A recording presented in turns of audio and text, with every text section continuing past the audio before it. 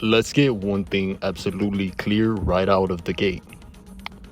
It is not true that one party is taking over the entire United States. That idea that Democrats are winning everywhere and Republicans are losing everywhere is both inaccurate and a massive oversimplification of what's actually happening in American politics right now. The US political landscape in December 2025 is divided. It is contested. It is closed. And it is nowhere near one-sided domination by either major political party. We are living in a bipartisan nation filled with competing power centers. And understanding that matters if you want to make sense of the news, the elections, and the future. So let's break down exactly what's going on. First of all, the presidency, the current president of the United States is Donald J. Trump, running as a Republican. We all know this. He was sworn into office for his second term on January 20th, 2025. This means the Republican Party controls the executive branch. That's a huge deal in American politics. The president sets the agenda, negotiates with Congress, leads foreign policy, and represents the nation on the world stage. But having control of the White House does not mean one party controls everything. It simply means Republicans have the top executive office. Now let's talk about Congress, because this is where the myth of one party dominating falls apart even more sharply. In the US Senate, Republicans hold the majority, but it's narrow, and that's important. They control 53 seats out of 100, while Democrats, including 2 independents who caucus with them, hold 47. That majority puts legislative power in Republican hands. But 53 seats is not a landslide. It means the GOP has an edge, but they cannot simply steamroll every issue they want without negotiation or risk of defections.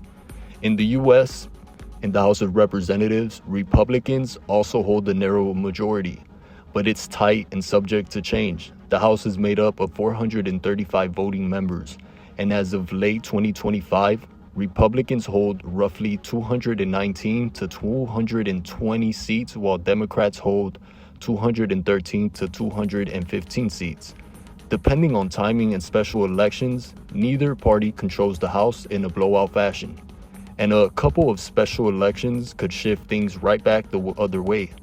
Now, let's talk about state governorship, because this is a big reason people think one party is winning everywhere.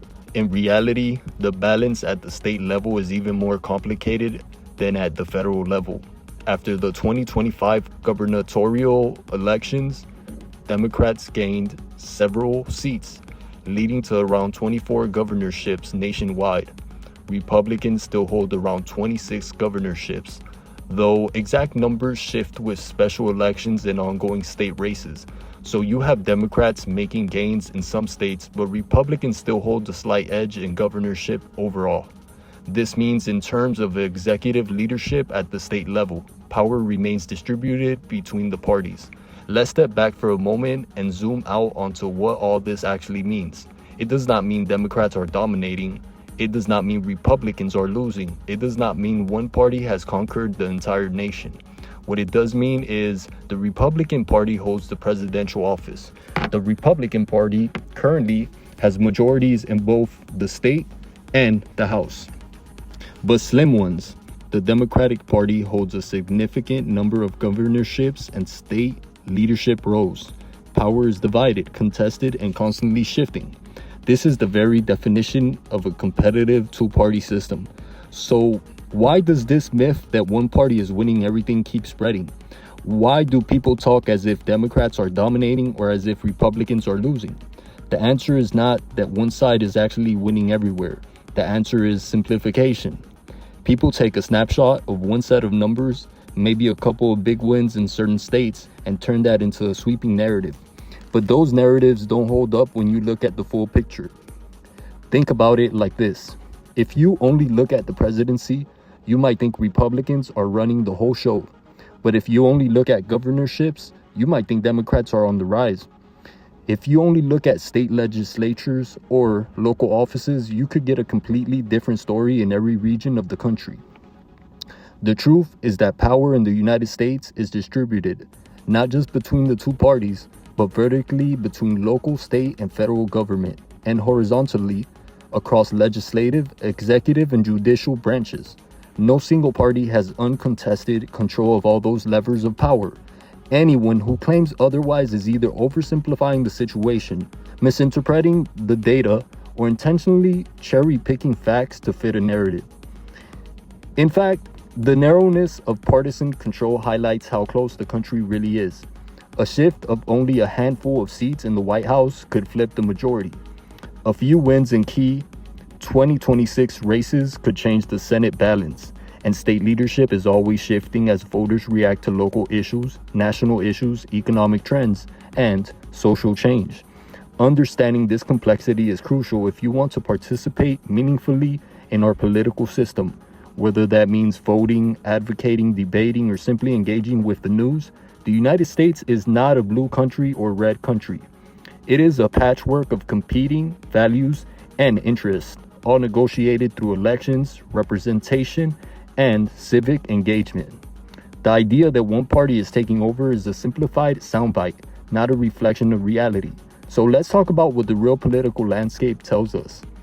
Right now, Republicans control the White House and both chambers of Congress, but by narrow margins, this means Republicans have institutional power, but they do not have unchecked power.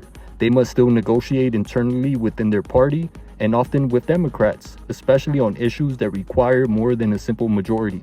Meanwhile, Democrats are not powerless. They hold influence at the state level, maintain a strong presence in national political discourse, and are actively contesting seats at every level of government. Their recent gains in certain governorships and local elections show they compete successfully in many places. If anything, what we're seeing in 2025 is a nation deeply divided, politically competitive, and structurally balanced in a way that prevents either party from completely dominating the other. Understanding this not only corrects false narratives, but it helps explain why policymakers, commentators, and average citizens often talk past each other. We are not living in a moment where one party has taken over the country.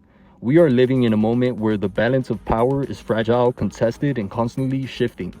And where every election matters because just a few seats in Congress or a few governorships or a few legislative chambers can make a dramatic difference in policy and representation.